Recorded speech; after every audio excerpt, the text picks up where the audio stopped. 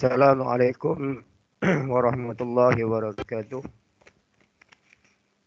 Alhamdulillahi nahmaduhu wa nashkuruhu wa nastaghfiruh wa na'udzu billahi min syururi anfusina min sayyiati a'malina may yahdihillahu fala mudilla lahu wa may yudlil fala hadiyalah. Asyhadu an la ilaha illallah wa asyhadu anna Muhammadan abduhu wa rasuluh. Rabbi syrah li sadri wa yassir li amri wahlul 'uqdatam min lisani yafqahu qawli. Yang dihormati Cik Abdul, Tuan Pengetua, Timbalan Pengetua, Cik Muhammad Mazlan bin Hassan, Cik Muhammad Firdaus bin Ismail yang ada bersama dengan kita pada pagi ini. Sahabat-sahabat, staf, guru-guru, dan yang paling kita raikan yang berbahagia Tuan Pentazkirah Ustaz Nur Amin saya ni. Mungkin ramai yang rindu dekat Ustaz Nur Amin. Hari ni kita bawakan datangkan khas dari Johor Bahru.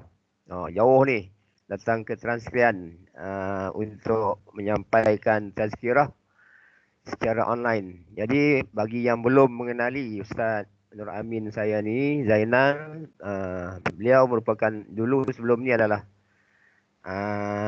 guru pendidikan Islam di MRSM Transpian, ya.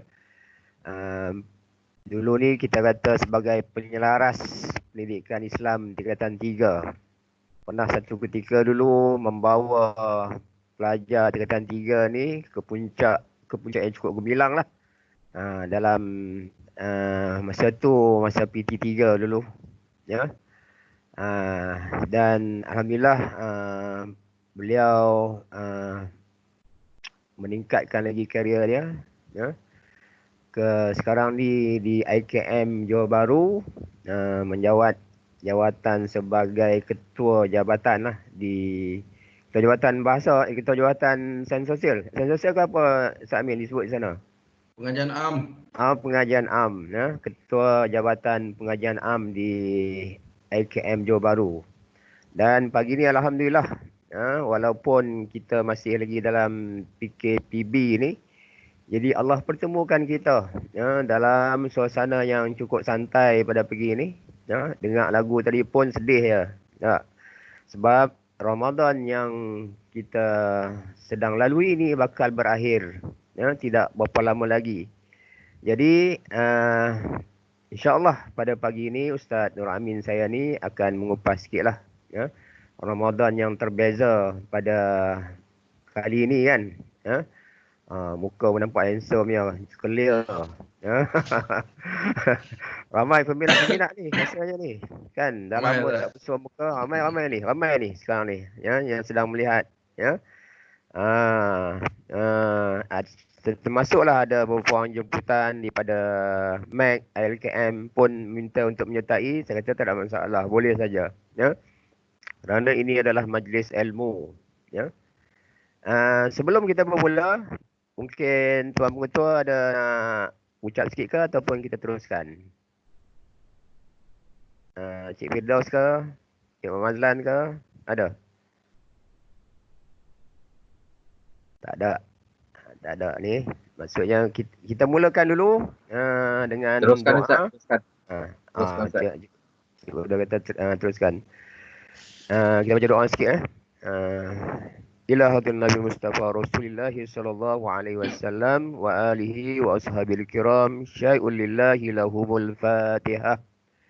A'udzu billahi minasyaitonir rajim. Bismillahirrahmanirrahim. Alhamdulillahi rabbil alamin, arrahmanir rahim, maliki yaumiddin. Iyyaka na'budu wa iyyaka nasta'in. Ihdinas siratal mustaqim, siratal ladzina an'amta 'alaihim ghairil maghdubi 'alaihim waladdallin. Amin. Bismillahirrahmanirrahim. Alhamdulillahi rabbil alamin, hamdan hamidin, hamdan syakirin, hamdan yuwafi ni'amahu wa yukafi'u mazidah. Ya Rabbana lakal hamdu kama yanbaghi li jalali wajhikal karim wa 'azimi sultanik.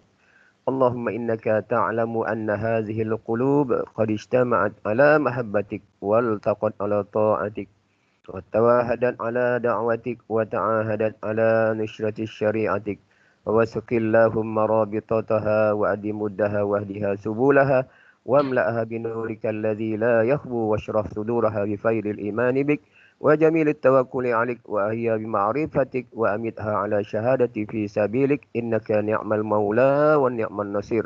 اللهم بارك لنا في رمضان وبلغنا ليلة القدر. ربنا ظلمنا أنفسنا وإن لم تغفر لنا وترحمنا لنكونن من الخاسرين.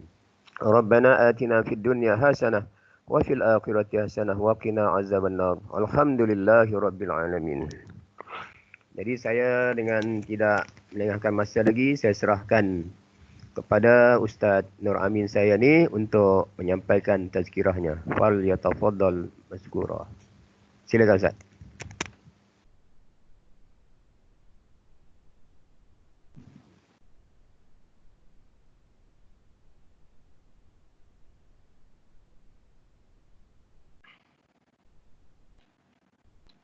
Assalamualaikum warahmatullahi wabarakatuh. A'udzu billahi minasyaitonir rajim. Bismillahirrahmanirrahim. Alhamdulillahi rabbil alamin wal 'aqibatu lil muttaqin wala udwana illa 'alal zalimin. Ashhadu an la ilaha illallah wahdahu la syarika lah wa ashhadu anna Muhammadan 'abduhu wa rasuluh. Allahumma salli wa sallim ala sayyidina Muhammad wa ala alihi wa sahbihi wa barik wa sallim. Wa bishrah li sadri wa yassir li amri wa hlul 'uqdatam min lisani yafqahu qawli. Terima kasih kepada Tuan Pengurusi Majlis, iaitu Ustaz Jazmin bin Awang. Ustaz okey ya? Dengar? Okey. Clear. Okey. Clear. Terima kasih kepada Ustaz Jazmin kerana sudi menjemput saya untuk pagi ini untuk memberikan sedikit tazkirah, ingat mengingati untuk diri saya juga dan juga kita semua, insya-Allah. Jadi yang berbahagia Tuan Pengetua MRSM Transkrian, timbalan pengetua Encik Roslan dan juga seorang lagi Encik Muhammad Mazlan. Cik Muhammad Mazlan, minta maaf, Cik Muhammad Mazlan. Cik Muhammad Firdaus. Jadi mudah-mudahan saya doakan kepimpinan tertinggi MRSM Transkrian sentiasa di bawah naungan Allah Subhanahu wa taala. Tak lupa juga kepada kawan-kawan saya, rakan-rakan saya dahulu yang masih ramai lagi rasanya yang mengenali saya. Antaranya Cikgu Khairul lah, KL. Khairul Khilmi, KK, Cikgu KK. KK. Kan? Si KK, dia dah bagi awal lagi peringatan dekat saya ni. Kan, dia kata muka tu jangan cengeng, insya-Allah. Kan? Kemudian kepada semualah jabatan saya dulu iaitu Sains Sosial yang diketuai oleh Kak Cik Su. Mudah-mudahan saya doakan Cik Su berada di dalam keadaan sihat walafiat dan dibanyakkan rezeki daripada Allah Subhanahu wa taala. Dan juga rakan-rakan yang lain, Cikgu Roshidi, Cikgu Ibrahim, semualah. Cikgu Mona. Pak Ita ada ni, guru kanan kita. Sat. Cikgu Mona, Cikgu Julia, semualah. Cikgu Wani. Dan juga satu unit dengan saya iaitu Pendidikan Agama Islam PAI, unit PAI. Ustazah Faiza, Ustazah Fadilah, Ustaz Said, Ustaz Jazmin, Ustaz Edi dengan saya dah pindah. Kedua-duanya alhamdulillah naik pangkat, kan? Rezeki insya-Allah. Jadi saya doakan juga rakan-rakan saya yang lain-lain ini insya-Allah dibanyakkan rezeki daripada Allah Subhanahu wa taala. Dan insya-Allah. Jadi alhamdulillah, tak lupa juga kepada kawan-kawan saya daripada pentadbiran, Abang Mi, Pak Cak. Kena jumpa semua, kena sebut nama semua ni Ustaz Jazmin. Sekejap lagi dia pemarah. Kan? Dan semualah. Saya doakan semua dalam keadaan baik dan sihat, dibanyakkan rezeki, sentiasa ceria, dipermudahkan segala urusan insya-Allah. Jadi alhamdulillah pada pagi ini saya dijemput. Dicepatkan jodoh insya-Allah kepada Ustazah Faizah dan juga Ustazah Fadilah dan juga Amar. Amar Lina insya-Allah. Kan? Alhamdulillah, di kesempatan yang ada pada pagi ini insya-Allah dengan izin Allah Subhanahu wa taala saya diberikan sedikit ruang, nikmat kesihatan daripada Allah Subhanahu wa taala, kita dapat bersama-sama pada pagi ini dalam rangka untuk mengingati Allah Subhanahu wa taala. Di dekat depan slide saya ni, mukadimah intro slide saya ni saya dah tulis nama, semua kenal lah. Nur Amin Said ni bin Zainan, Ketua Jabatan Pengajian Am, lebih kurang daripada 2014 sehingga 2017. Saya sebagai guru agama, pendidikan agama Islam PAI di MRSM Transkrian. Banyak kenangan yang saya dapat. Alhamdulillah, mara bagi kesempatan kepada saya untuk saya rasai bagaimana suasana di MRSM dan juga suasana di IKM Johor Bahru. Alhamdulillah, yang penting sekarang ni kita nak berkhidmat untuk anak bangsa, agama dan negara insya-Allah. Alhamdulillah, tajuk kita pada pagi ini iaitu Ramadan kali ini terbeza.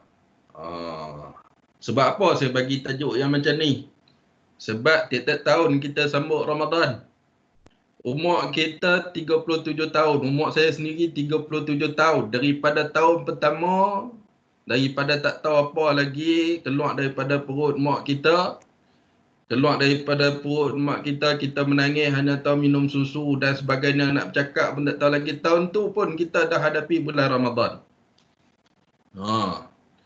Dan seterusnya sampai kita boleh berjalan, kita boleh merangkak, kita boleh bercakap, kita boleh semua benda sampai reti lah semua. Dan segala nikmat Allah Ta'ala bagi kepada kita, kita dapat gunakan dia. Kita sambut juga Ramadan pada ketika itu sehinggalah umur kita yang terkini pada tahun 2020. Kalau saya 37 tahun, maka dah 37 kali saya jumpa Ramadan. Jadi persoalannya, permasalahannya, objektifnya, Ramadan yang kita sambut daripada mula kita kenal sampai kita balik, sampai kita faham Ramadan tu apa dia, apa yang kita nak kena buat dalam bulan Ramadan, sampai sekarang ni, adakah Ramadan yang kita sambut sama macam dulu ataupun ada perbezaan dia? Perbezaan dia yang macam mana? Seperti mana Allah Subhanahu wa taala kehendaki kepada kita, iaitu mendapat takwa daripada Allah Subhanahu wa taala. Jadi macam mana yang kita nak kena buat? Maka kita kena tanya kepada diri kita, kepada iman kita, kepada akidah kita, kepada syariat kita yang kita laksanakan, kita amalkan. Sampai mana kita buat dia tu? Dekat orang kita tahu, kita tengok, kita boleh komplain, kita boleh membawang orang tu. Kalau boleh 24 jam, kalau Allah Ta'ala tak bagi kepada kita nikmat tidur ni, Allah Ta'ala tak bagi kepada manusia. 24 jam lah kalau kita ni macam robot. Rasanya 24 jam kita boleh membawang pasal orang. Cerita macam-macam cerita. Cerita tentang artis, cerita tentang politik, cerita tentang luar negara, cerita tentang bola, cerita tentang PKP, cerita tentang itu ini, semua benda kita boleh cerita. Tapi bulan Ramadan, itu persoalan yang kita nak kena ambil tahu, yang kita nak kena jadikan sebagai pengajaran, yang kita nak kena ibrahkan dia. Itu dia. Jadi Macam mana kita nak ibrahkan dia? Walaupun kesempatan Ramadan kita hanya ada di masa-masa kecemasan. Kalau dalam bola ni, masa-masa kecemasan ni, masa kecederaan tu, masa tambahan di ujung tu. Kalau pasukan yang kalah ni, dia waktu tu lah dia nak pulun. Sebelum dia waktu kecederaan tu, dia boleh main bola tu dalam keadaan yang baik. Keadaan yang kita tengok, bukan baik lah maksudnya. Kalau kita tengok dia kena serang tu, geram. Padahal dia tak main macam tu pun. Tapi disebabkan macam mana tak tahu dia boleh main sambil lewa dan sebagainya. Tapi bila masuk dia kena sebiji, dua biji. Bila nak masuk waktu kecederaan, waktu tu lah dia main betul-betul. Kita tengok boleh main pun, bukan tak boleh main. Jadi Ramadan tu kita kena tengok macam tu. Tambah-tambah kita dah duduk dalam masa-masa kecederaan, hari-hari kecederaan di hujung-hujung Ramadan. Maka kita nak kena muhasabah diri kita nak kena ibrahkan diri kita. Mudah-mudahan objektif yang terdapat di dalam bulan Ramadan kita dapat. Jadi sebelum kita masuk perkara-perkara yang seterusnya yang akan dibincangkan kita pada pagi ini, iaitu macam mana kita nak dapat, kita nak mengenali tentang diri kita tu lagu mana.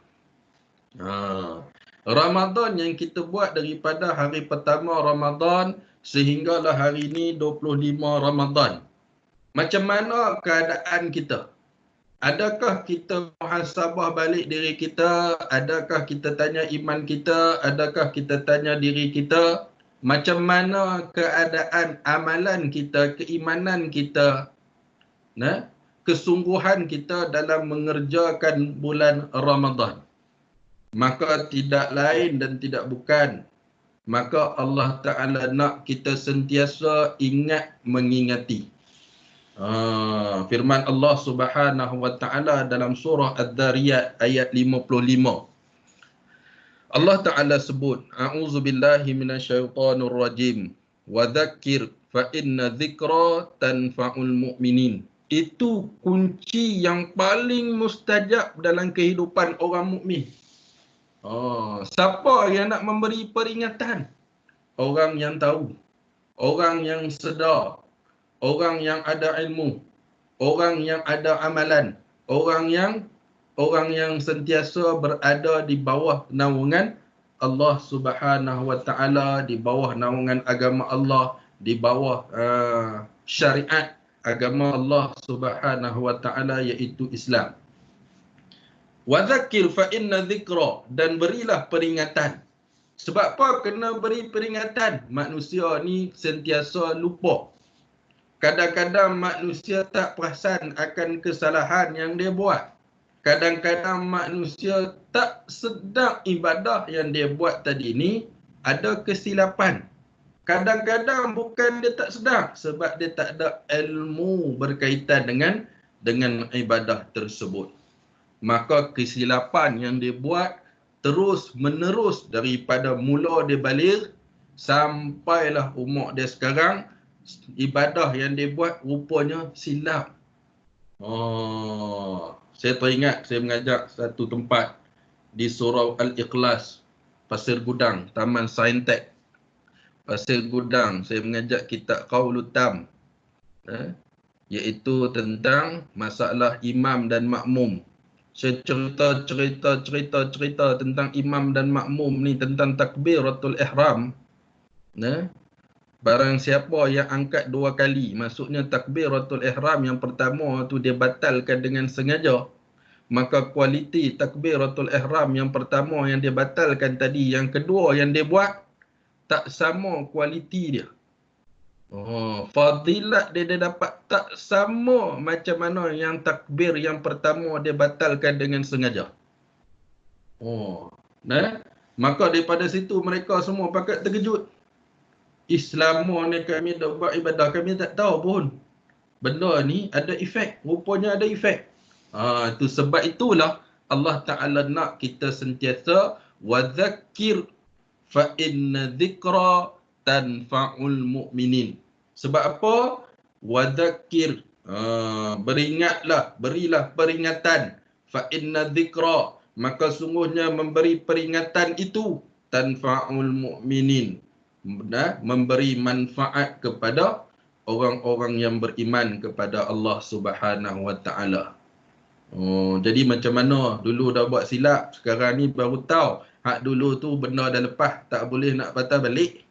Kalau kita pakai CD, bolehlah kita forward ataupun kita reverse balik. Kalau kita pakai kereta, bolehlah kita reverse ataupun undur balik. Ni dalam kehidupan, tak ada masa nak reverse balik. Mau tak mau, perbaiki pada masa akan datang. Sebab itulah tajuk saya bagi pada pagi ini, iaitu Ramadan kali ini terbeza. Macam mana kita nak dapat Ramadan kali ini terbeza? Kita nak tahu dalam keadaan tersebut, tidak lain dan tidak bukan, maka kita hendaklah wadzakir fa inna dzikra tanfa'ul mu'minin. Itu dia punya acuan dia, itu dia punya intipati dia, itu dia punya resepi dia, baja dia, dia punya kunci dia dalam kehidupan kita, insya-Allah. Kemudian muslimin dan muslimat yang dihormati Allah sekalian, kita tengok dulu sebelum kita nak menjelajah lebih dalam, maka kita tengok dulu apa dia syariat tentang berpuasa. Kenapa Allah Ta'ala suruh kita berpuasa? Kenapa Allah Ta'ala nak kita tak makan dan tak minum daripada terbitnya matahari, ataupun masuknya subuh sehingga terbenamnya matahari ataupun masuknya waktu maghrib. Sebab apa tuan-tuan? Firman Allah Subhanahu wa taala, ayat yang cukup famous bila masuk bulan Ramadan, hak ni lah yang selalu kita dengar. Daripada surah Al-Baqarah ayat 183. A'udzubillahi minasyaitonirrajim. Ya ayyuhalladzina amanu kutiba alaikumusiyam kama kutiba alal ladzina min qablikum la'allakum tattaqun. Allah Ta'ala kata apa? Ya ayyuhalladzina amanu. Itu poin yang pertama. Allah Ta'ala sebut kutiba alaikumusiyam. Yang kedua, poin yang kedua, kama kutiba alal ladzina min qablikum. Poin yang ketiga, la'allakum tattaqun. Penutup dia. Poin yang keempat ke kelima, insya-Allah, yang seterusnya. Kita tengok poin yang pertama. Ya ayyuhalladzina amanu. Wahai orang-orang yang beriman. Kenapa Allah Ta'ala tak sebut ya ayyuhan nas? Kenapa Allah Ta'ala sebut ya ayyuhalladzina amanu? Sebab kita dah faham bahawasanya syariat berpuasa ini hanya orang yang beriman. Allah Ta'ala bagi syariat ini kepada orang yang beriman. Siapa orang yang beriman? Orang yang mengaku bahawasanya dia Islam. Dengan mengucap dua kalimah syahadah. Dengan mentauhidkan Allah. Mempercayai tentang 6 rukun iman. Mempercayai dan melaksanakan tentang 5 rukun-rukun Islam yang diletakkan oleh Allah Subhanahu wa taala dalam kehidupan dia. Maka mau, tak dapat tidak, dalam bahasa Arab kita panggil la budda. Tak dapat tidak, maka dia kena melaksanakan syariat tersebut. Kutiba alaikumusiyam. Diwajibkan ke atas kamu berpuasa. Puasa yang macam mana? Puasa yang mesti mengikut syariat. Puasa yang mesti mengikut seperti mana yang terkandung dalam kitab-kitab fiqh. Dalam bab siam, yang terkandung macam mana syarat dia, macam mana kewajipan dia, macam mana perkara wajib dia, macam mana syarat dia, macam mana syarat sah dia, macam mana niat dia. Itu yang kita nak kena buat, yang kita nak kena amalkan. Sebab tu Allah Ta'ala sebut ya ayyuhalladzina amanu. Siapa dia orang yang beriman? Orang yang sentiasa menjadikan Islam sebagai agama dia dan pakaian dia. Kama kutiba 'alal ladzina min qablikum. Macam mana kita nak puasa? Kita kena tengok seperti mana Allah Ta'ala wajibkan kepada orang-orang yang terdahulu. Maka saya ambil contoh daripada sini. Kita tengok siapa dia. Kita tengok Nabi SAW. Macam mana kita nak tengok Nabi SAW? Lama kita tak pernah tengok, kita tak pernah jumpa, kita tak pernah tahu rupa Nabi. Macam mana kita nak rujuk Nabi SAW? Ini jawapan kepada orang-orang yang menggelarkan mereka iaitu Salafi. Ataupun kita panggil istilah paling mudah Wahabi lah. Yang menolak tentang perkara-perkara daripada mazhab, yang tak mau kepada mazhab, nak rujuk terus kepada Al-Quran dan Hadis. Ini jawapan dia. Ya, kama kutiba 'alal ladzina min qablikum. Macam mana nak tengok Nabi puasa? Tak pernah tengok pun, tak pernah jumpa Nabi pun. Nabi dah meninggalkan kita lebih kurang 1400 tahun yang dulu. Tak pernah nak jumpa Nabi. Macam mana kita nak buat puasa yang macam mana? Maka di sini kita kena tengoklah kepada ulama-ulama yang melaksanakan perkara ni dan telah ditulis di dalam kitab-kitab yang masyhur, yang kita boleh rujuk, dan juga menjadi pegangan kepada ulama-ulama yang lain yang kita belajar kepada ustaz ataupun ulama-ulama yang lain. Barulah kita tahu bahawasanya macam ni puasa dia yang kita nak kena buat, yang kita nak kena amal. Sebab tu kita tak boleh nak buang tentang mazhab. Kita kena amal mengikut mazhab. Sebab apa? Sebab tu bukti dia. Jauh sungguh kita dengan Nabi SAW. Macam mana kita nak tahu akan ikatan ibadah yang Nabi buat? Maka kita kena tengok kepada ulama-ulama yang ada rantaian dia, yang ada sanad dia, yang sampai kepada kita. Itu kita tak boleh nafikan. Kita tak boleh nak nafikan. Baru ni saya ada jumpa satu orang. Dia kata, Ustaz, tak perlu nak pegang kepada mazhab Syafi'i, mazhab Hanafi dan sebagainya. Kita pegang kepada mazhab Bukhari sudah. Mazhab Bukhari tu. Kan?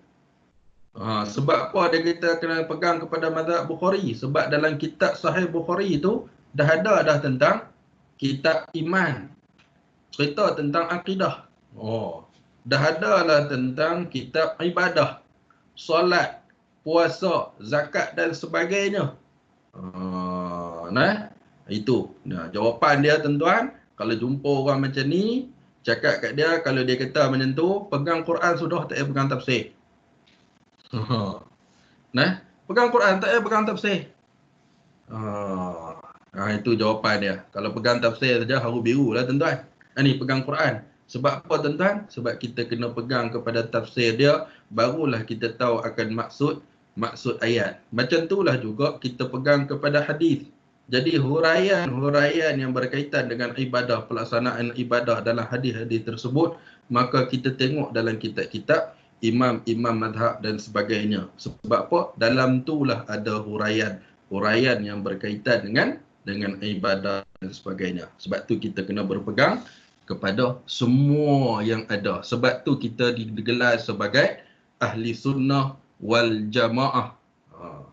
Sebab apa kita digelar sebagai ahli sunnah wal jamaah? Kita berpegang kepada mazhab 4, mazhab fiqh. Kita berpegang kepada mazhab tauhid daripada Abu Hasan Asy'ari dengan Abu Mansur. Kita berpegang kepada tasawuf. Kita berpegang ada imam-imam dia yang tertentu yang disenaraikan. Bila kita ada dalam tu, tak perlu kita nak register, tak perlu kita nak isi borang dan sebagainya. Maka di sini kita telah diiktiraf sebagai ahli sunnah wal jamaah, iaitu ahli yang melaksanakan sunnah Nabi SAW dan sentiasa berada di dalam jemaah. Kita buat ibadah puasa, kita ikut siapa? Imam Syafi'i. Kita buat ibadah ni, kita ikut siapa? Imam Syafi'i. Tu yang dikatakan tu. Jadi itu poin dia. Tentang kemudian yang terakhir, la'allakum tattaqun, mudah-mudahan agar kamu mendapat takwa daripada Allah. Apa maksud takwa ni? Takwa ni takut kepada Allah. Kalau kita takut kepada manusia, kita lari pergi jauh. Kita takut kepada hantu, kita lari jauh. Bukan kata takut pada hantu, lari jauh. Nak lalu sebelah pokok besar, orang kata dekat situ ada hantu pun kita tak berani nak lintas. Tak payah pokok besar lah, kita tengok cerita hantu jongkok. Nah, bila main adegan yang seram tu, siap tutup dengan bantai tau. Ataupun tutup dengan tangan, buka tangan sikit je mata nak bagi nampak sikit. Sebab apa? Takut. Itu kita takut dengan makhluk. Takut dengan Allah ni macam mana? Nak kena lari jauh ke? Tak perlu lari jauh. Takut dengan Allah ni kena makin dekatkan diri kita kepada Allah Subhanahu wa taala. Itu tanda orang yang takut, yang bertakwa kepada Allah. Lagi dekat lagi bagus, lagi dekat lagi bagus. Sehingga akan kita dapat merasakan tentang halawatul iman, kemanisan iman kepada Allah Subhanahu wa taala yang digelar sebagai khairul ummah, iaitu umat yang terbaik, umat yang melaksanakan syariat Allah, umat yang mendapat takwa kepada Allah, umat yang tidak melakukan perkara-perkara yang dilarang oleh Allah Subhanahu wa taala. Jadi dengan syariat bulan Ramadan, dengan syariat puasa, maka kita dapat latih diri kita menjadi orang yang bertakwa kepada Allah. Apa yang dinamakan bulan Ramadan? Saya masuk sikit bulan Ramadan. Nah, bulan Ramadan dikenali dalam bahasa dia, kita panggil bulan yang panas. Kalau kita duduk di negara Arab dan sebagainya, kalau di Malaysia ni sekarang ni musim hujan lah. Tak panas Ustaz, hujan memanglah. Kan? Kalau duduk di tanah Arab, bulan Ramadan ni antaranya bulan yang panas. Dalam arti kata lain dihuraikan oleh para ulama dan sebagainya. Ulama kata apa dia? Kepanasan yang dimaksudkan dalam bulan Ramadan, iaitu kepanasan yang membakar akan dosa-dosa kita yang telah lalu. Sebab itulah kita nak kena jadikan bulan Ramadan ni kali ni terbeza daripada yang lalu. Mudah-mudahan dosa-dosa kita ni dapat dibakar dalam bulan Ramadan. InsyaAllah saya doakan kepada tuan-tuan dan puan-puan yang dihormati Allah Subhanahu wa taala, mudah-mudahan Ramadan kita kali ini, dosa-dosa kita yang telah lalu dapat dibakar oleh Allah Subhanahu wa taala. Mudah-mudahan kita menjadi manusia yang soleh, manusia yang bersih, diibaratkan seperti mana kain putih yang belum ada sedikit pun kotor, yang belum dicorakkan lagi. Nampak sempurna, nampak bersih sungguh. Kita masuk yang seterusnya. Muslimin dan muslimat yang dihormati Allah sekalian. Ramadan dikenali sebagai madrasah. Apa maksud madrasah? Iaitu sekolah. Jadi bulan Ramadan adalah mengajar umat dia untuk untuk melatih diri supaya menjadi manusia yang bertakwa. Takwa itu apa dia? Saya kata di sini diibaratkan seperti mana ijazah kita. Kalau di MRSM dulu, PT3 ataupun SPM lah. SPM yang paling besar. Sebab apa duduk dekat MRSM? Sebab nak belajar pandai-pandai dengan orang pandai ni. Mudah-mudahan dapat result SPM yang terbaik. Kenapa kita masuk dalam bulan Ramadan? Sebab nak dapat takwa. Kita kena pegang yang tu kemah-kemah. Kita kena pegang yang tu sebaik yang mungkin. Kita kena jaga objektif tu, masukkan dalam diri kita, masukkan dalam akal fikiran kita, dalam hati kita. Ramadan kali ni aku nak jadi orang yang bertakwa kepada Allah. Boleh tak kita target macam tu? Kalau dulu saya dekat MSM, bila tahun masuk saja tahun baru, target okey kali ni sebagai penyelaras pendidikan Islam dalam PT3 macam Ustaz Jasmin cerita tadi tu, nah, memang target kali ni nak 100%. Nah. Tapi bukan saya buat seorang tuan-tuan. Termasuklah Ustaz Jasmin, termasuklah Ustaz Said, termasuklah ustazah-ustazah yang ada tu, Ustazah Faidah, Ustazah Fadilah, Ustaz Edi waktu zaman saya dulu tu, yang bekerjasama untuk memberi kejayaan kepada pelajar-pelajar tersebut. Jadi kita pun nak kena macam tu juga. Kita pun masuk sekolah dalam bulan Ramadan ni. Ibarat kita masuk sekolah. Sebab apa kita masuk sekolah? Nak ubah diri kita daripada keadaan yang lalu menjadi keadaan yang lebih baik. Tak ada tempat lain. Hanyalah di sekolah adalah satu-satunya institusi yang boleh memfokuskan kita, boleh melatihkan kita mencapai apa yang dihajatkan oleh kita. Bila saya sebut hajat tu, maka kita nak kena renung balik. Mula-mula kita masuk dalam bulan Ramadan, nak masuk bulan Ramadan tu, kita berhajat apa dalam bulan Ramadan? Ada tak hajat yang kita buat? Kalau kita tak ada, maksudnya lemahlah kita tuan-tuan.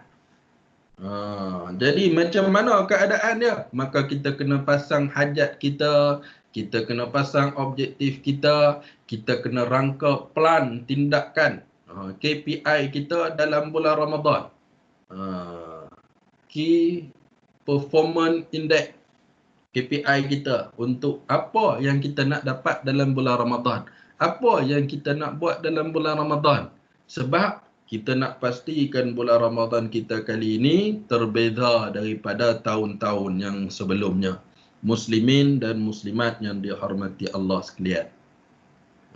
Bukan kita nak tengok jauh lah, kita tengok anak kita sendiri tak pergi sekolah. Sebab apa? Sebab PKP. Yang terbaru ni PKPB. Anak saya duduk dekat rumah ni nak suruh buat kerja sekolah, bagi kerja sekolah kat dia, dia buat, dia bukan pergi buat, dia rupanya dia pergi, dia main game. Bagi dia suruh buat kerja sekolah. Ingat dia buat, rupanya dia pergi tengok game. Kita tak tahu. Jenuh. Sebab apa? Sebab dia di rumah. Pagi-pagi kita bagi kerja dekat dia apa semua, suruh tengok kerja sekolah apa semua, dia buka buku. Dia duduk sekejap dia buka game. Xbox. Tengah main game. Tu tuan-tuan. Nah, anak-anak macam itulah kita. Nak kena fokus, nak kena ada objektif, nak kena ada mujahadah pada diri kita. Mudah-mudahan Ramadan kali ini kita pastikan ia terbeza daripada yang sebelum-sebelumnya. Muslimin dan muslimat yang dihormati Allah sekalian. Ustaz Jasmin. Dah sampai waktu dia bagi tahu dah. Tengah duk syok ni, tengah duk syok ni lagi telajak ni. Tak apa. Lajak pun tak apa. Mai jauh. Okey, kita tengok yang seterusnya. Beramal dengan ilmu. Macam mana kita nak jadikan Ramadan kali ini terbeza?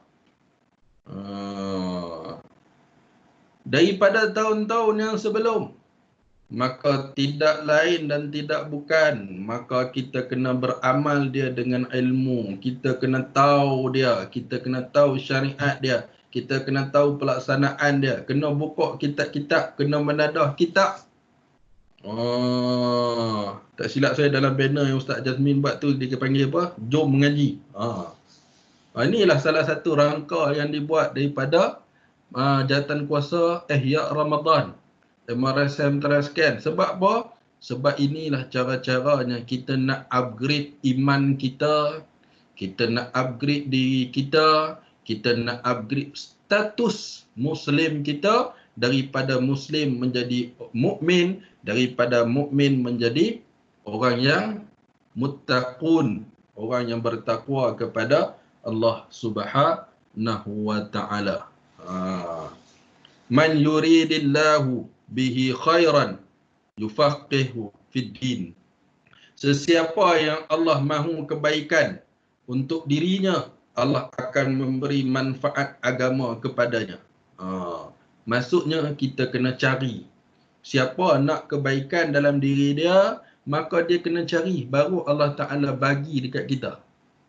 Kata kalau lah kita duduk saja dekat rumah, duduk tak buat apa, ilmu takkan datang kepada kita. Jadi macam mana keadaan dia? Maka kita nak kena cari. Sekarang ni nak timba ilmu tak susah. Kalau orang dulu-dulu susah. Nak cari ilmu, nak kena cari tok guru. Siap pergi cari tok guru, dah lah jauh jalan berapa minggu baru sampai ke tempat tu, ke sekolah tu, ke madrasah tu.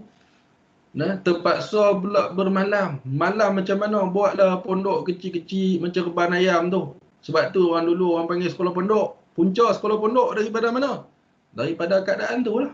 Orang jauh main mengaji, duduk dengan tok guru, nak mengaji tak boleh sehari dua, kurang-kurang 2-3 tahun. Nak boleh satu-satu kitab daripada kulit ke kulit, maka buatlah pondok udur-udur, janji boleh berteduh daripada hujan, boleh tidur, boleh sebagainya. Itulah timbulnya sekolah-sekolah pondok tu. Jadi mau tak mau kita nak kena cari. Kita nak kena cari ilmu tersebut, maka Allah Ta'ala bagi kefahaman kepada kita tentang agama dia.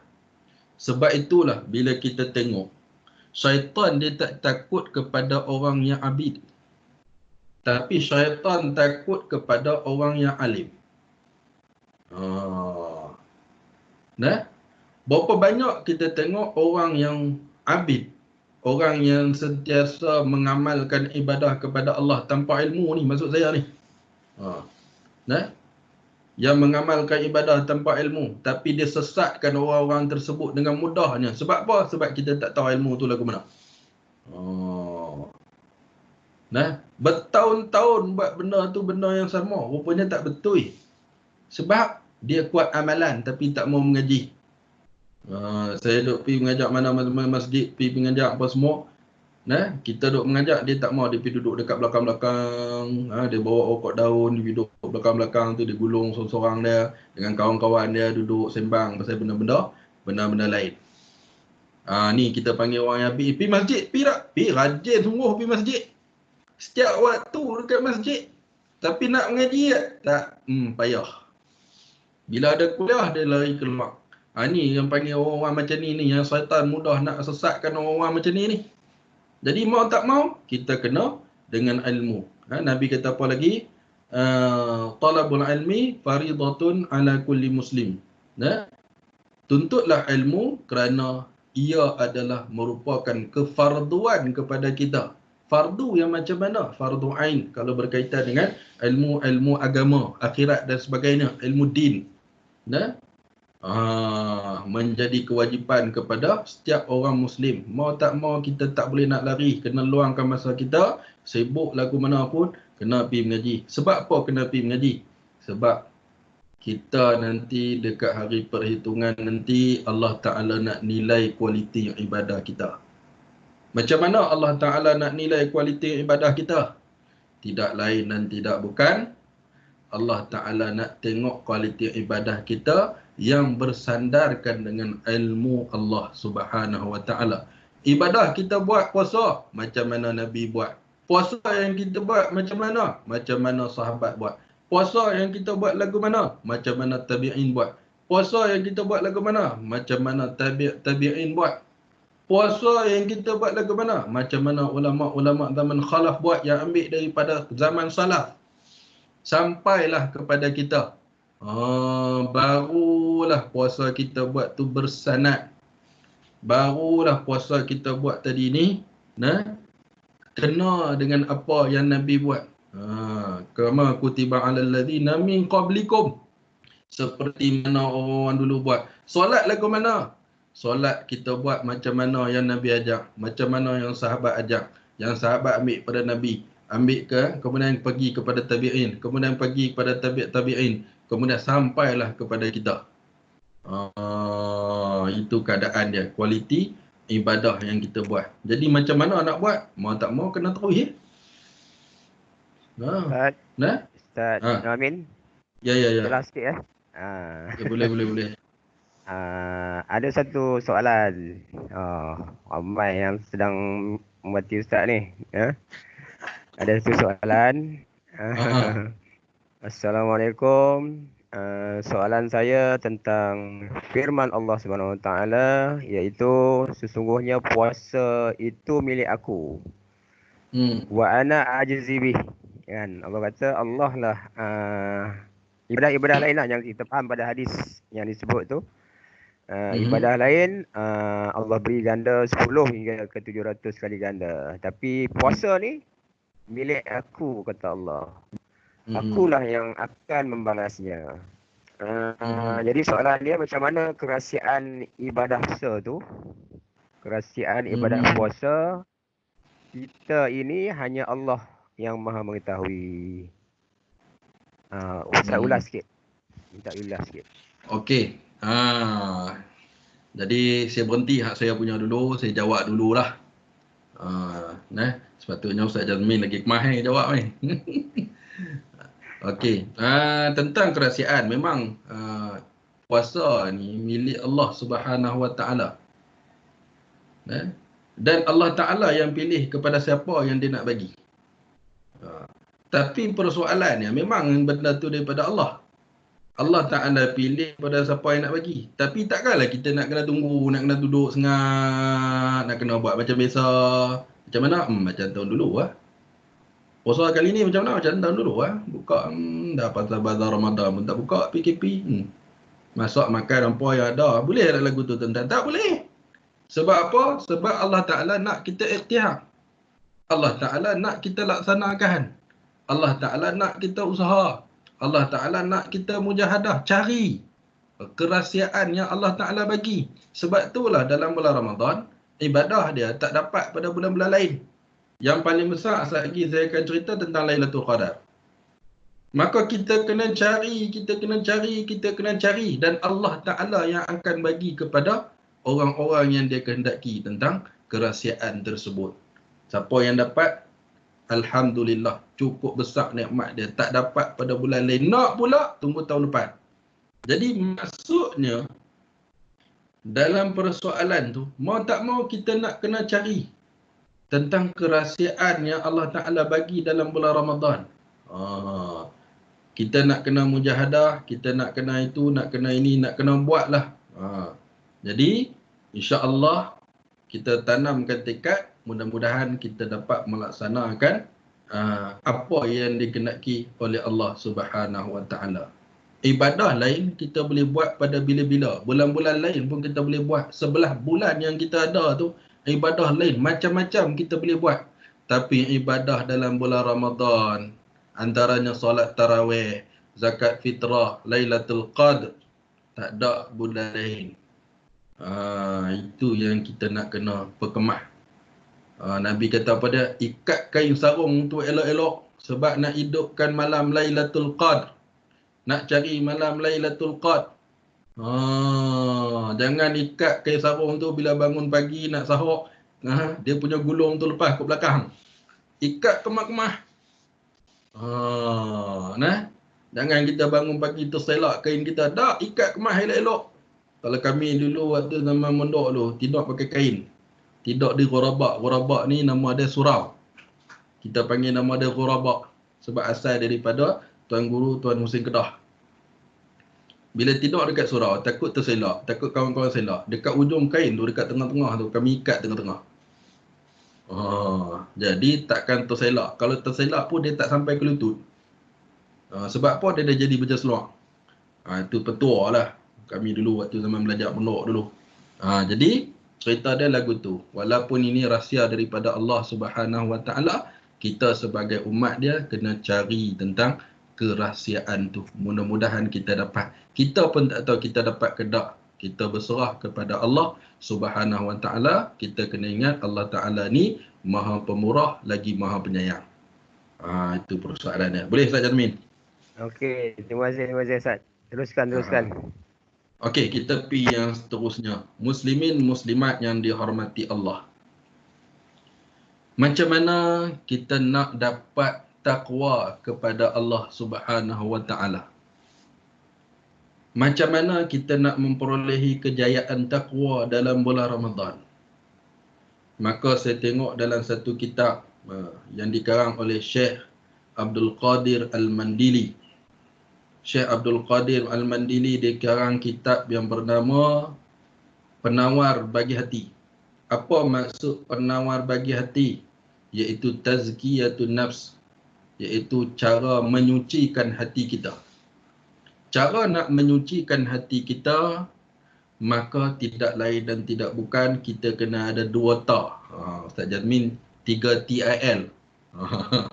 Sekarang ni saya bagi 3 ta. Formula. 2 ta. Yang pertama takhliyah. Apa maksud takhliyah? Iaitu kita kena buang dulu benda-benda buruk yang ada dalam diri kita, dosa apa semua, perbuatan-perbuatan buruk, semua benda yang mazmumah tu kita nak kena buang dalam diri kita. Kena buang. Sebab itulah kalau kita tengok, bila kita masuk dalam bulan Rajab, bulan Syakban, disunatkan kita berpuasa dan ada doa-doa dia yang tertentu sebelum kita masuk dalam bulan Ramadan. Antara doa tersebut, Allahumma barik lana fi Rajab wa Sya'ban wa balighna Ramadan. Apa maksud dia? Ya Allah, berkatikanlah aku dalam bulan Rajab dan bulan Sya'ban dan sampaikanlah aku ke bulan Ramadan. Apa maksudnya? Bulan tersebut adalah bulan kita standby, bulan kita munaqasyah, bulan kita study. Untuk kita tempuh dalam bulan Ramadan. Jadi bila kita nak masuk bulan Ramadan, baru kita nak mengorak langkah, dah terlambat. Sama lah juga, saya ni minat mancing tuan-tuan. Orang lama cukup kenal lah. Kalau dulu setiap hari Sabtu, memang tak ada tempat lain lah, Sungai Krian lah. Kan? Pagi-pagi pukul 7, cerah-cerah aja duduk tepi Sungai Krian. Kalau tak duduk tepi, naik bot dengan kawan saya, mengai udang.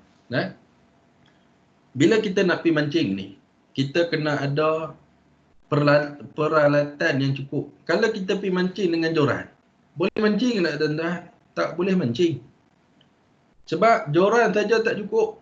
Bila ada joran, dia kena ada tali. Tali tangsi. Tali tangsi pula nak kena ada nama-nama dia yang tertentu. Jenis tali benang ke, jenis tali tangsi pula. Tangsi tu pula warna apa pula, kita nak kena tahu. Sebelum kita pergi mancing. Kita nak mengai jenis ikan apa. Kalau tenggiri, tali tangsi dia tak boleh berkala. Yang paling elok, warna putih. Benang boleh pakai tak? Tak boleh pakai. Dia tengok saja. Dia jentik saja. Tuan-tuan. Mata kail kita. Itu keadaan dia. Jadi, dah cukup tali tangsi. Mata kail pula. Mata kail ada berjenis-jenis saiz. Ada brand pula yang mana yang sesuai. Nak kena belajar. Sebab tu saya kata tadi, nak kena belajar. Nak kena ada ilmu.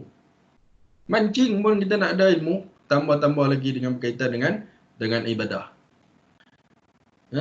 Kemudian dah cukup, dah dapat mata kail. Umpan pula nak kena tahu. Tenggiri umpan dia macam mana. Udang galah umpan dia macam mana. GT pula umpan dia lagu mana. Jenaha umpan lagu mana. Cara makan dia lagu mana. Cara bubuh umpan dia. Cara perampuk dia pula lagu mana. Tu dia. Susah. Kita tengok orang mengai ni baling masuk. Tapi sebenarnya dia ada kaedah. Kemudian kalau kita tak mau pakai umpan hidup, kita nak pakai umpan tipu. Kita pakai jigging. Jigging pula nak tengok kalau GT ni warna apa nak kena pakai. Kalau kerapu, jenis warna apa, jenis lagu mana. Fast jig ke slow jig. Itu nama-nama kaki-kaki pancing lah. Dah lama tak turun mancing ni, PKP ni. Kan, tangan duk ketak ni. Jadi nak kena ada semua benda tu, barulah kita masuk mancing tu kemah. Sebab itulah kita nak masuk dalam bulan Ramadan, yang pertama sekali kita kena takhliyah. Apa maksud takhliyah? Buang benda-benda yang buruk dulu. Sucikan hati kita dulu. Buang benda-benda yang jahat, yang mazmumah, yang kita dah buat sebelum ni. Tinggal. Sebab kita nak masuk ni. Nak masuk sekolah ni. Sekolah Ramadan. Bila kita dah buang benda-benda ni, kita masuk dalam bulan Ramadan ataupun kita nak masuk dalam bulan Ramadan, maka kita kena tanamkan konsep tahliyah dalam diri kita. Apa maksud tahliyah? Iaitu masukkan benda-benda yang baik. Kenapa kena ada proses ni? Ini kaedah dalam ilmu tasawuf. Sebelum kita nak masukkan benda-benda baik dalam diri kita, kita kena tahliyah dulu. Sebab apa? Sebab dalam kaedah ilmu tasawuf, benda baik dia tak boleh bergabung dengan benda jahat. Jadi mau tak mau, kita nak kena buang dulu benda jahat tu. Maka barulah dia masuk tahliyah. Sebab tu jangan komplain. Nah, kita tengok apa Pak Lebay tu. Semayang tak berhenti, pakaian bukan main elok, tapi duk buat juga benda-benda mengarut. Kita tengoklah sport tu. Siap pakai sampin lagi. Siap pakai songkok lagi, siap pakai kepiah putih lagi. Tu imam pula pergi. Nah, masuk sport tu pergi beli tikan 6 ekor. Nah, jangan kita ada ni. Sebab apa tuan-tuan? Sebab kebaikan dia takkan masuk selagi mana kejahatan ada dalam diri kita. Maka kita nak kena ada proses. Satu proses iaitu takliyah. Buang benda-benda buruk. Dan seterusnya kita masukkan takliyah. Satu benda-benda yang baik. Iaitu benda-benda yang diajar oleh Nabi SAW. Yang dibuat oleh Nabi SAW. Diikuti para sahabat, para tabi'in dan sebagainya. Iaitu benda-benda yang mazmumah. Sebab itulah dalam kehidupan kita, kita kena jadikan Nabi, para ulama dan sebagainya sebagai role model dalam kehidupan kita. Sebab apa kita kena jadikan macam tu? Sebab Nabi diutuskan adalah wama arsalna ka illa rahmatan lil alamin. Tidak kami utuskan Nabi Muhammad ini, hanya kami utuskan hanyalah semata-mata untuk memberi rahmat kepada sekalian alam. Manusia dapat, alam pun dapat. Kemudian Nabi sebut pula al-ulama warasatul anbiya. Ulama itu pewaris para nabi. Nah, kalau kita tak mau ikut ulama, kita nak ikut siapa tuan-tuan? Kita nak ikut ulak dalam semak ke tuan-tuan? Oh, jangan dok buat main ulak dalam semak. Kena batuk nanti tuan-tuan ayah. Nah, jadi mau tak mau kita kena ikutlah apa yang dibuat oleh Nabi SAW, yang dibuat oleh para ulama dan sebagainya, insya-Allah. Muslimin dan muslimat yang dihormati Allah sekalian. Macam mana kita nak dapat takwa, kita nak dapat Ramadan yang terbeza? Maka mau tak mau kita kena jaga 7 anggota yang ada pada badan kita. Seperti mana yang dikatakan oleh Syekh Abdul Qadir Al-Mandili. Macam mana keadaan tersebut? Kita kena jaga mata kita. Mata lagu mana? Jangan duk tengok benda-benda yang mengarut. Jangan duk tengok cerita-cerita Filipin. Jangan duk tengok cerita-cerita yang buka aurat dan sebagainya. Jangan duk pergi, sekarang ni PKP ni alhamdulillah lah. Ada hikmah di sebalik PKP. Sebab apa? Sebab kita tak keluar jalan jejuh. Ada hal-hal yang penting je kita keluar. Jadi kita tak terdedah lah tengok sana, tengok orang perempuan dedah aurat sini, tengok benda-benda yang mengarut dan sebagainya yang tak boleh menentangkan manfaat kepada kita. Kemudian kita kena jaga mulut kita daripada cakap benda-benda yang bukan-bukan. Duk fitnah orang dan sebagainya. Kemudian kita jaga telinga kita. Kita jaga telinga kita daripada duk dengar benda-benda yang mengarut, muzik-muzik yang tak ketahuan dan sebagainya. Kita jaga perut kita. Makan sekadar yang makan ketika lapar, berhenti sebelum kenyang. Bulan puasa boleh tak buat macam tu? Bulan puasa boleh tak buat macam tu? InsyaAllah kita kena cuba.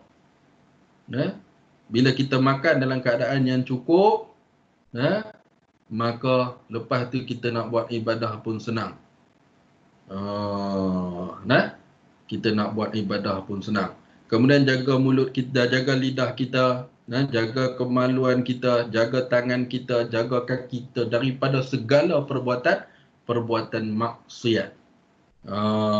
Itu keadaan dia. Ada satu hadis yang terdapat dalam kitab Ihya Ulumuddin. Nabi kata apa tuan-tuan? As-saum nisfus sabar, nisfus sabr. Nabi kata puasa sebahagian daripada kesabaran. Apa maksudnya Nabi kata puasa sebahagian daripada kesabaran? Macam mana? Mata kita sebelum ni duk tengok benda-benda yang mengarut-mengarut. Mulut kita duk cakap benda-benda yang mengarut, telinga duk dengar benda-benda yang mengarut, perut duk isi ikut dan ya. Oh, tak kisah dah apa semua barang tu halal ke tak halal ke, kita beli ikut dan ya. Nah. Oh, ni satu hal lagi, kita nak kena jaga halalan tayyibah. Apa maksud halalan tayyibah? Nak kena pilih barang tersebut, cari benda-benda yang halal. Kita nak makan mi yang halal. Oh, halal ni siapa dia? Yang dibuat oleh orang Muslim. Dah. Apa dia lagi? Tahu orang Muslim. Allah, orang Muslim punya tak sedap lah Ustaz. Tahu orang Cina punya sedap lagi. Dia kemas, dia pejal elok, dia lembut elok. Susah nak pecah.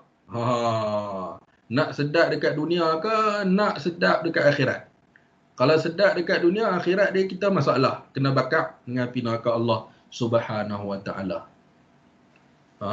Itu keadaan dia.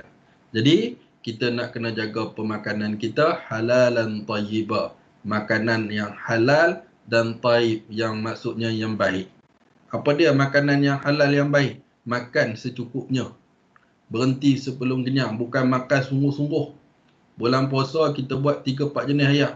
Color biru ada, color hijau ada, color merah ada. Macam-macam color kita buat. Bila buka dia puasa, kurma pun tak ada masuk. Masuk ayak dulu. Tak tahan dahaga. Bila masuk ayak dulu, ayak saja dulu berapa kelas. Masuk nasi, bila masuk nasi nak sembahyang maghrib tak larat. Sebab apa? Gas duk naik. Mata tu macam ada gam. Nak sembahyang tak larat. Bila duduk santai tu terlena pula. Maghrib terlajak, isyak terlajak. Rupanya esok bangun sahur. Bangun sahur pula yang sunat dia buat. Yang tak sunat dia tak buat. Dia tak jaga. Jadi macam mana kita nak ni? Nak dapat ketakwaan, nak dapatkan Ramadan yang terbeza, maka kita nak kena ada mujahadah. Mujahadah dia lagu mana? Maka kita nak kena sabar menjaga 7 panca indera yang Allah Ta'ala bagi kepada kita. Saya nak cerita sedikit sebagai halwa telinga kepada tuan-tuan dan puan-puan yang dihormati Allah sekalian. Tentang kisah Syekh Abdul Qadir Jailani. Tentang bapak dia. Macam mana ayah dia dengan mak dia. Mak dia tak silap saya bernama Khair Fatimah. Tak silap saya lah tuan-tuan. Ayah dia bernama Abu Saleh.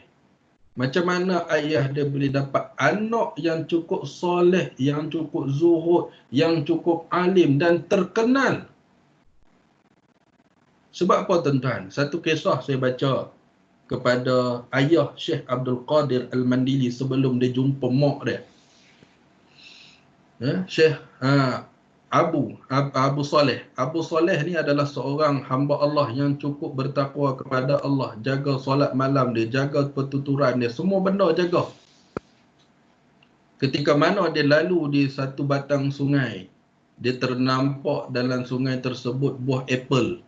Lalu dia ambil buah apple tersebut, dia makan. Bila dia makan dah separuh, dia tersedak.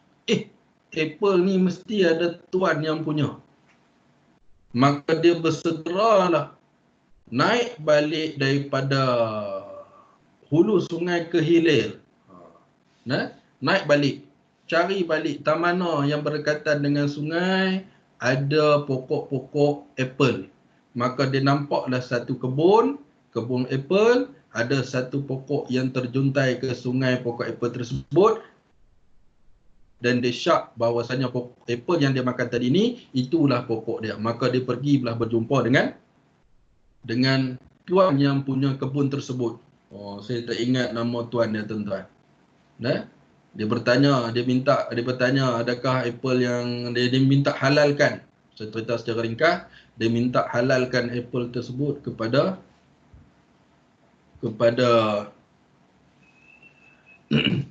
dia minta halalkan apple tersebut kepada tuan yang empunya tadi ni. Tuan tu kata dengan syarat hang nak halalkan apple ni. Macam mana syarat dia? Hang kena hambakan diri hang sekurang-kurangnya 2 tahun dengan aku. Syekh Abu Saleh ni, Syekh Abu Saleh ni, dia nak dapatkan halal tu sebab dia nak pastikan perut dia ni masuk makanan yang halal. Maka dia taat kepada suruhan ataupun tawaran yang diberikan oleh tuan yang punya kebun tersebut. Maka dia berkhidmatlah dengan tuan yang punya kebun tersebut selama 2 tahun. Bila selesai 2 tahun, dia pun nak baliklah. Tapi tuan yang punya kebun tu minta dia sambung lagi 2 tahun. Maka dia pun taat, duduklah lagi 2 tahun berkhidmat dengan tuan yang punya kebun apple tersebut. Bila habis saja 2 tahun lagi, dia pun berjumpa dengan tuan tersebut. Tuan tu bagi syarat yang terakhir kepada Syekh Abu Saleh.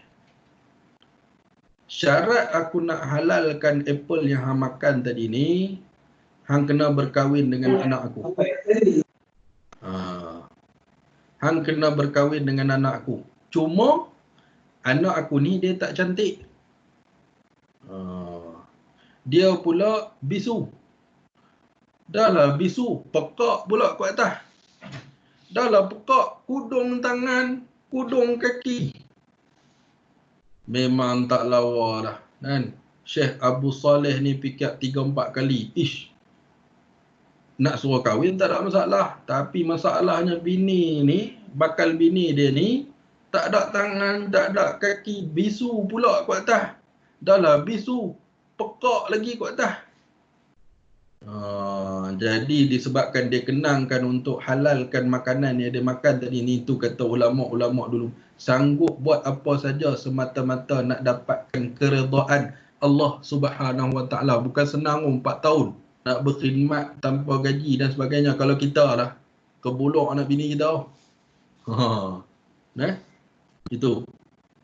Jadi dia terimalah syarat. Bila terima syarat, maka pak mentua dia tadi ni angkatlah nikah.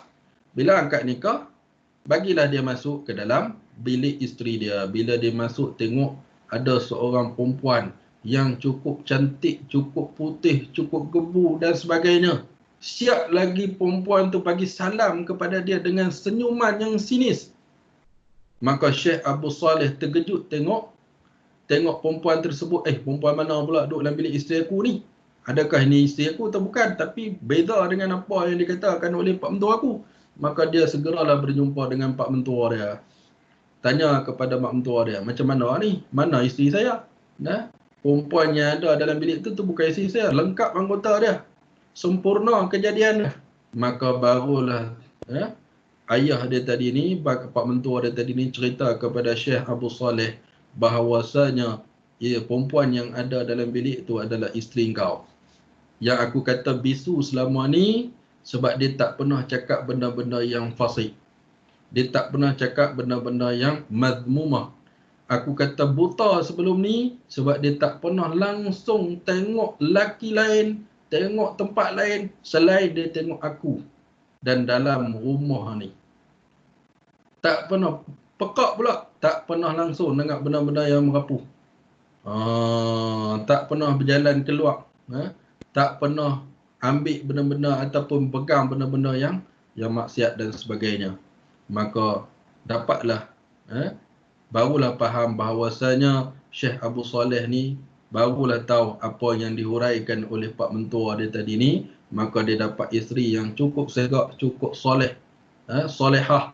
Maka daripada perkongsian hidup dia antara Abu Saleh, tak silap saya isteri dia bernama Khair Fatimah, dapatlah nama ulama yang terkenal yang cukup zuhud, iaitu Syekh Abdul Qadir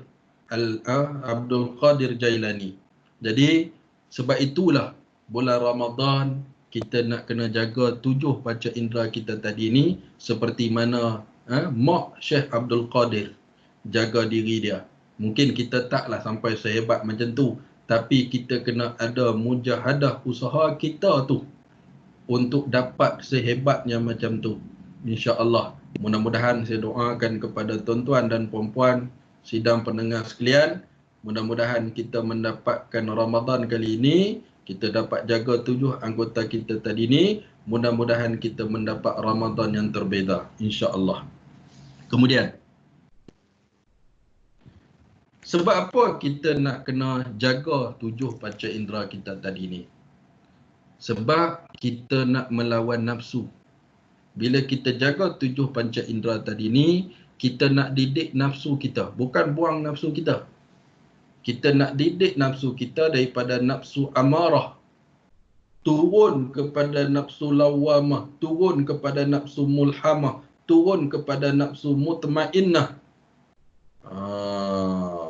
Tiga daripada atas tu, daripada amarah, lawamah, mulhamah tu adalah nafsu-nafsu yang mendorong kita kepada kejahatan. Turun sampailah nafsu kita yang bawah sekali, iaitu dia panggil nafsu kamilah. Mutmainnah, radiyah, mardiyah, kamilah. Apa dia kamilah? Seronok nak buat ibadah. Kalau tengah duk ralik-ralik tu, hati kita ni, nafsu kita gerakkan kita nak buat ibadah. Sekarang ni kita nak buat ibadah cukup susah. Puasa-puasa pun tengok siaran langsung orang ajak tentang resepi makanan, masakan juadah berbuka. Teliak dah tuan-tuan. Baru tengok resepi juadah, teliak dah. Dan bulan puasa ni lah yang kita duk rajin buat resepi bukan-bukan ni. Sebab apa? Bulan puasa ni bulan mengidam. Bulan mengidam. Teringin itu, teringin ni, teringin. Tak, bulan puasa tak ngidam pun. Tapi mai bulan puasa ni, dia mengidam sungguh. Teringin nak makan macam-macam. Jadi macam mana nak buat dia?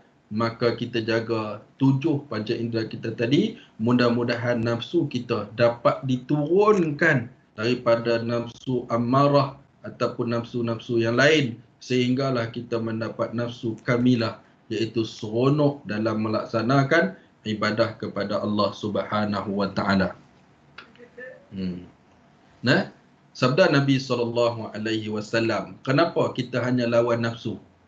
Idza daqala syahru ramadana futihat abwabus sama', ataupun dalam hadis lain dia kata futihat abwabul jannah wa khuliqat abwabu jahannam wa sulsilatis syayatin.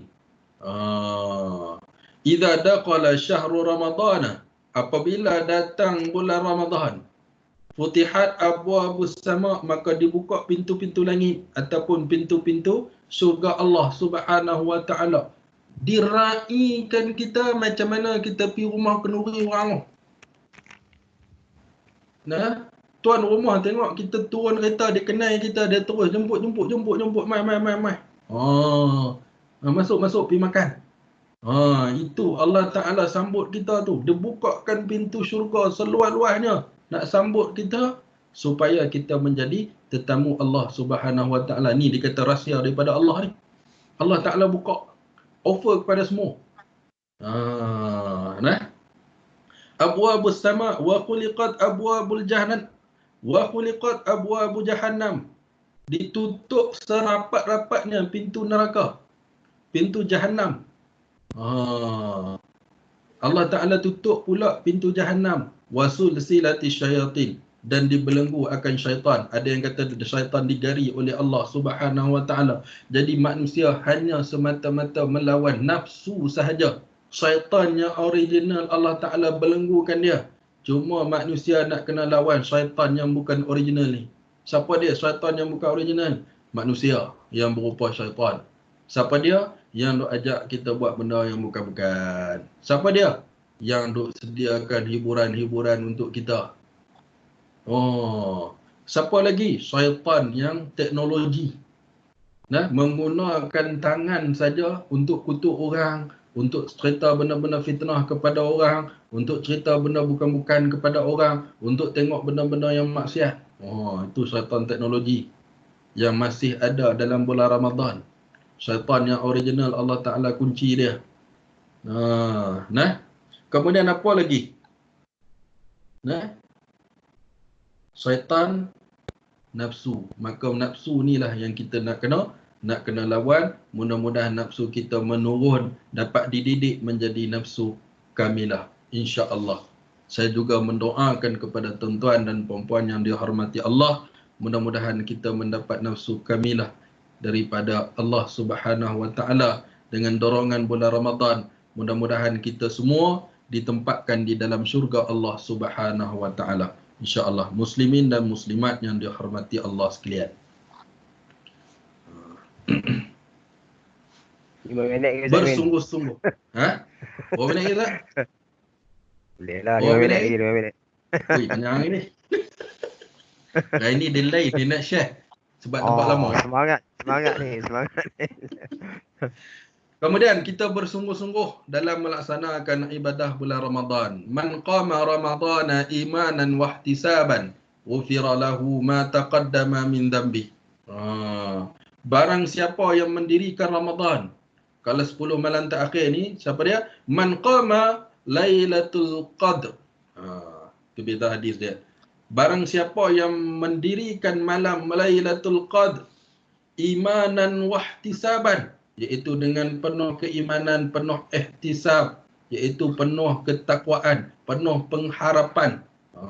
Macam mana kita nak dapat ihtisaban? Maka kita nak kena ada penyucian hati seperti mana yang saya kata tadi ni, takhliyah, buang benda-benda yang jahat dulu, kemudian tahliyah, masukkan benda-benda yang baik dalam hati kita. InsyaAllah kita dapat mendirikan Ramadan ni.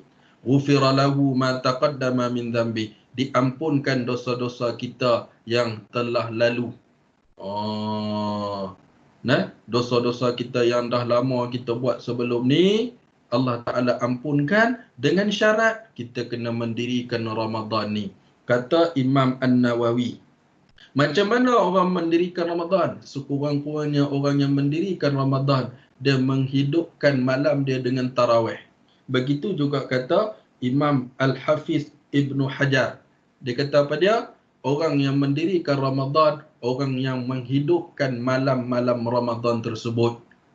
Itu perbezaan antara Imam Hafiz dan juga Imam An-Nawawi. Jadi kita tak usah duk cerita perbezaan-perbezaan tu. Sekarang ni kita cerita usaha kita, mujahadah kita untuk dapatkan malam-malam Ramadan. Nak kena laju sikit, 5 minit lagi. Dalam bulan Ramadan, Nabi ajak kepada Siti Aisyah doa-doa yang perlu kita baca ataupun perlu kita sebut dalam bulan Ramadan. Antara Nabi ajak kepada Siti Aisyah,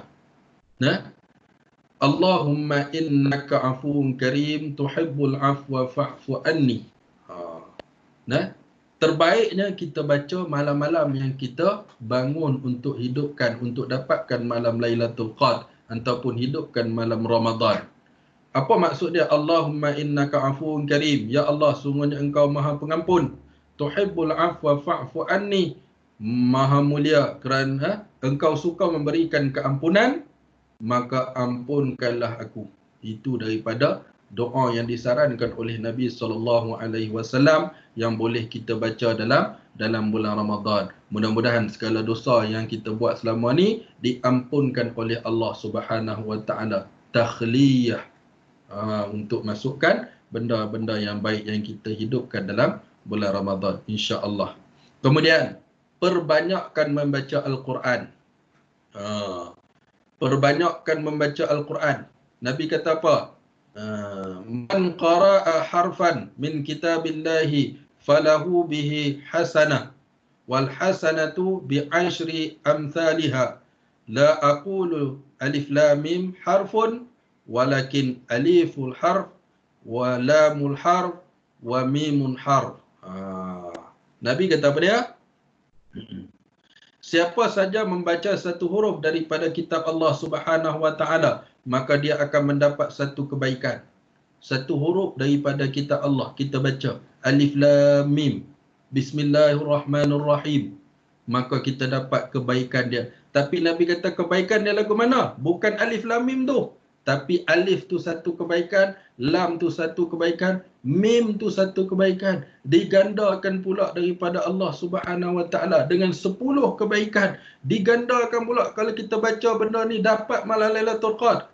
Dapat lagi 1000 seolah-olahnya kita baca Al-Quran ni, satu huruf tu seolah-olahnya macam kita baca 1000 bulan. Allahu Akbar, besar sungguh nikmat yang Allah Ta'ala bagi kepada umat Nabi Muhammad sallallahu alaihi wasallam. Kemudian sedekah jariah. Ustaz Jazmin, 2 minit ya. Sedekah jariah. Ni yang kita nak kena buat, perbanyakkan sedekah di bulan Ramadan. Sebab apa kita kena banyakkan sedekah di bulan Ramadan? Tambah-tambah waktu PKP ni, ramai orang susah, ramai orang diberhentikan kerja, ramai orang yang tidak ada pendapatan.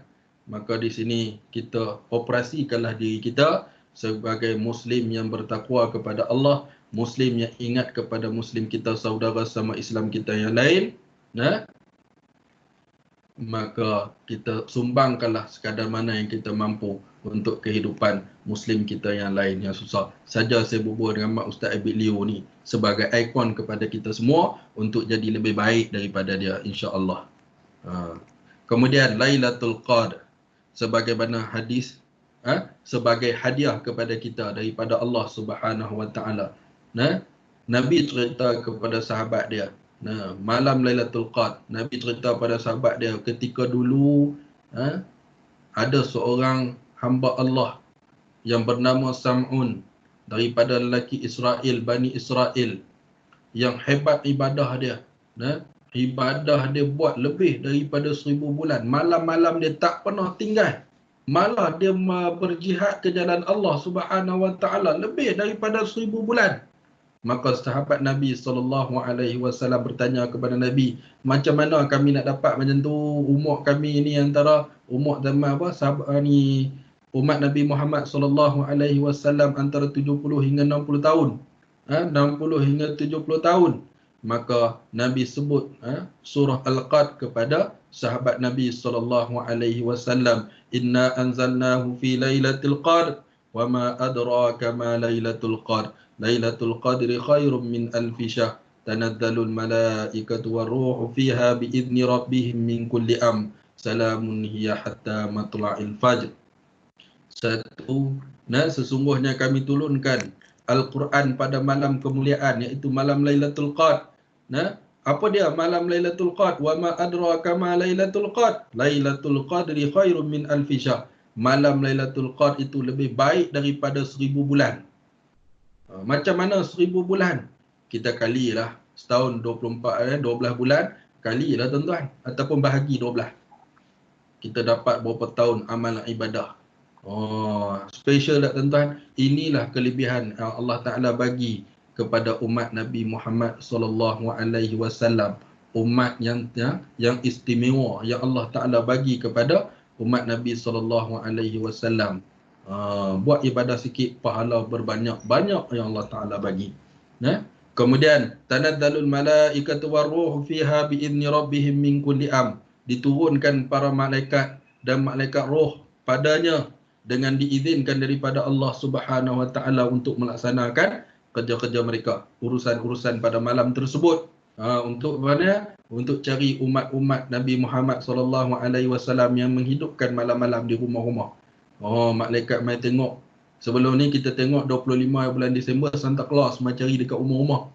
Ni bukan Santa Claus. Ni Allah Ta'ala bagi malaikat ni turun cari umat-umat Nabi Muhammad yang buat Lailatul Qadr, yang menghidupkan Lailatul Qadr. Sebab apa? Salamun hiya hatta matla'il fajr. Memberi keselamatan, memberi kesejahteraan pada mereka yang sehingga terbitnya fajar. Itu keadaan dia. Jadi kita rebutkanlah malam-malam 10 malam terakhir ini. Mudah-mudahan kita mendapat Ramadan kali ini terbeza, insya-Allah. Kemudian bayar zakat fitrah, wa aqimus salata wa atuz zakah warka'u ma'ar rakiin. Dan dirikanlah solat, tunaikanlah zakat dan rukuklah beserta orang-orang yang rukuk. Maka jangan lupa kita bayar zakat fitrah sebelum masuknya hari 1 Syawal, sebelum solat Aidilfitri disunatkan kepada kita. Diwajibkan kepada kita, wajib. Waktu yang disunatkan, waktu yang bukan afdal, antara waktu ni lah, sehingga kan hari Syawal sebelum solat Aidilfitri. Waktu tu sebelum solat Aidilfitri kita bayar zakat fitrah, waktu yang afdal. Siapa yang kena bayar zakat fitrah? Orang yang ada kemampuan, yang cukup makan dia. Siapa dia? Semua individu Muslim yang cukup makan dia, yang ada sumber pendapatan. Maka kita kena bayar seperti mana Jabatan Kuasa Fatwa Negeri mengeluarkan fatwa berapa banyak kadar bayaran fitrah tersebut. Maka kita bayarlah dalam negeri yang kita cari rezeki, insya-Allah. Mudah-mudahan dengan zakat fitrah kita tadi ni dapat membersihkan hati kita, dapat membersihkan jiwa kita, dapat membersihkan harta kita daripada hak-hak orang lain, insya-Allah. Kemudian, hikmah di sebalik PKP. Allah Ta'ala bagi PKP kepada kita, virus COVID kepada kita, ada hikmah di sebalik dia. Sebab Allah Ta'ala nak bagi ruang, peluang dan cemerlang dalam ruang dan peluang tersebut. Sekarang ni hanya bergantung kepada kita nak melaksanakan, nak rebut ataupun tidak. Nah, saya tak mau bacalah ayat dekat bawah tu. Nanti jadi lambat. Ustaz Jazmi duk tunggu ni. Bila Ustaz Amin ni nak habis ni. Kan? Kemudian rumusan yang terakhir. Rumusan yang terakhir daripada perbincangan kita, tajuk kita iaitu Ramadan kali ini terbeza. Jadi insya-Allah macam mana kita nak dapat terbeza, maka kita kena ada rancangan pelaksanaan ibadah kita. Kita kena ada rancangan. Kita kena ada plan, kita kena ada KPI, kita kena ada objektif matlamat dalam melaksanakan ibadah dalam bulan Ramadan. Insya-Allah kita akan dapat takwa kepada Allah Subhanahu Wa Taala. Yang kedua, bersungguh-sungguh dalam membuat ibadah, imanan wahtisaban. Sungguh-sungguh. Macam mana kita nak buat ibadah bersungguh-sungguh? Maka kata, tak silap saya daripada hadis Nabi, tak silap saya lah, ihsanu an ta'budallaha ka'annaka tara fa in lam takun tara fa innahu yara. Macam mana kita nak buat sungguh-sungguh ni? Seolah-olahnya kita buat ibadah tu, seolah-olahnya macam mana Allah Ta'ala sedang tengok duduk depan kita ni. Oh, Allah Ta'ala duduk depan kita ni, seolah-olah macam tu.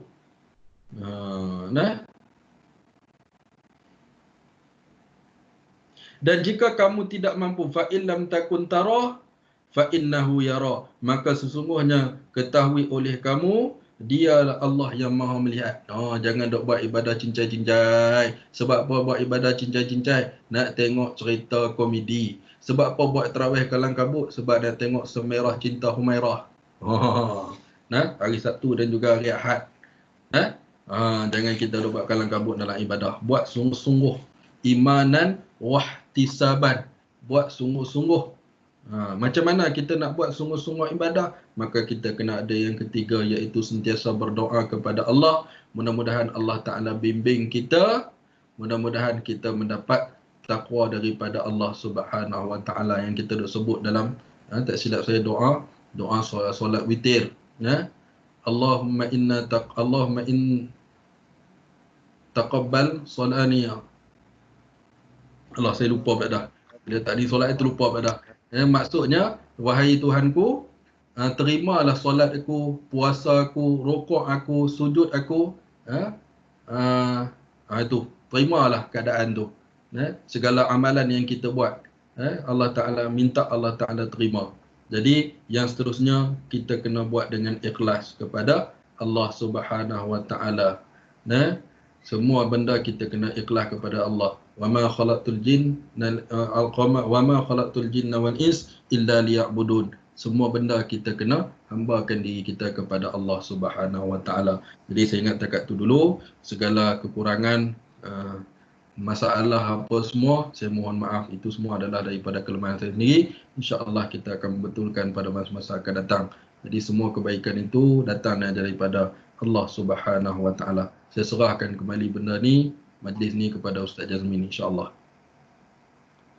Baik, alhamdulillah, terima kasih kepada Ustaz Amin saya ni atas tazkirah yang telah disampaikan tadi.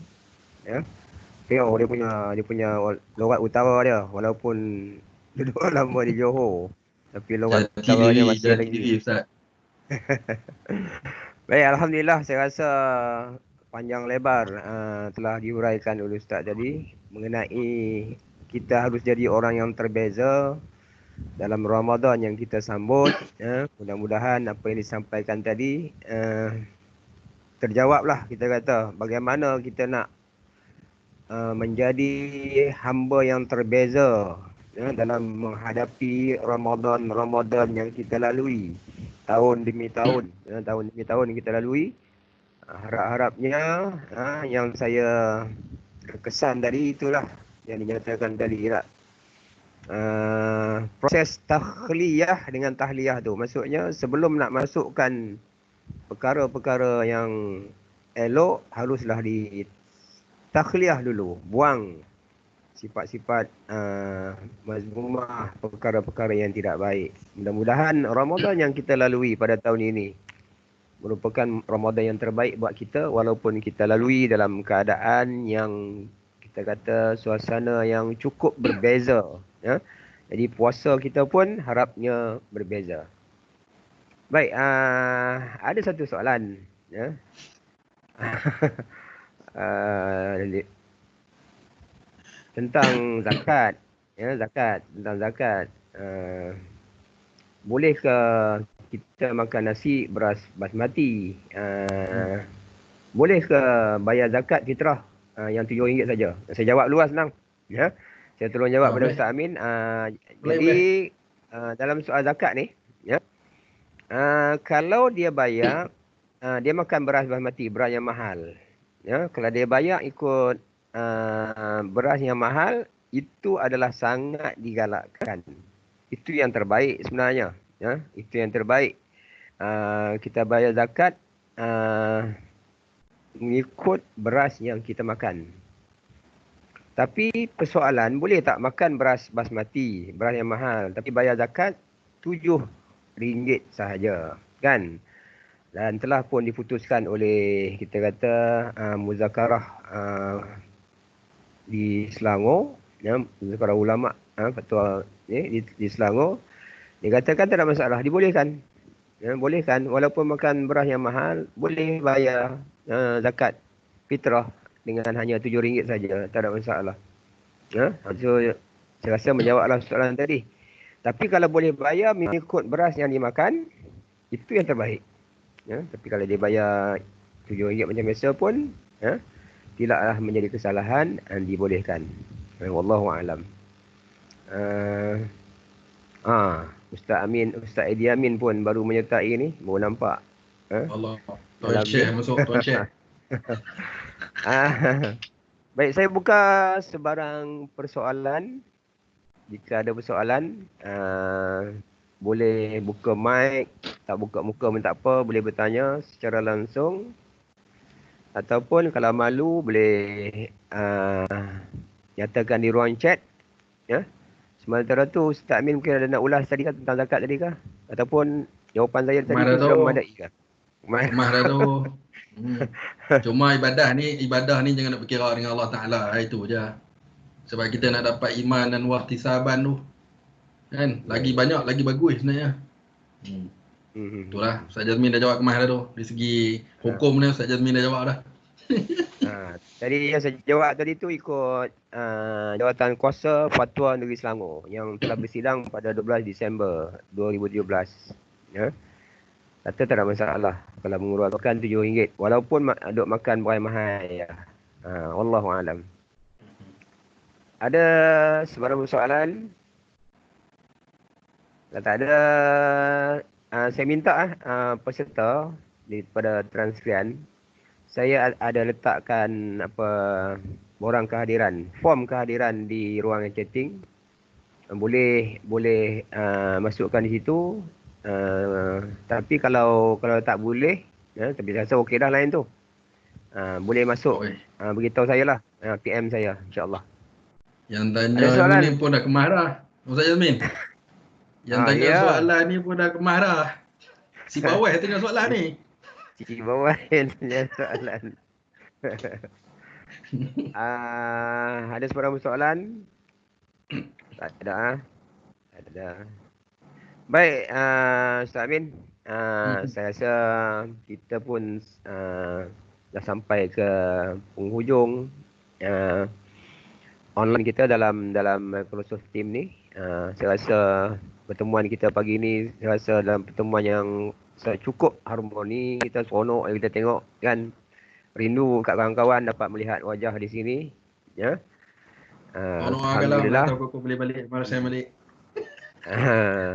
Sebenarnya kami ni berderau. Orang utara kata berderau. Saya beronline di IKMJB. Ustaz Amin balas balik di Transkrian. InsyaAllah kita sedang berusaha untuk bawa Ustaz Edi Amin. Ya. Untuk Ni kita semua Ustaz Jazmin. Ya, ya, ya.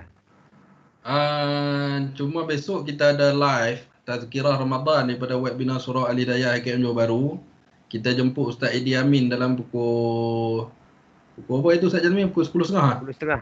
10.30 ya. 10.30. Pukul 10.30 insya-Allah. Tajuk dia syoknya dapat Lailatul Qadr. Yang hurai nanti Ustaz Jazmin. Nanti Ini bagi Ustaz link kat Jazmin, saya. Ustaz Eddie Amin. Ustaz Eddie Amin. Masuk dalam Facebook, type dekat ni Institut Kemahiran Mara Johor Bahru.